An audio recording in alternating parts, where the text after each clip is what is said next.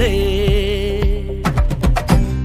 இந்தாட்டி பந்தி வைக்க திருநாளும் வந்தாச்சே, அம்மாட்டி உறவு முறைங்க வருதே. வாயார ஒண்ணு கூடி சன வாழ்த்த வந்தார்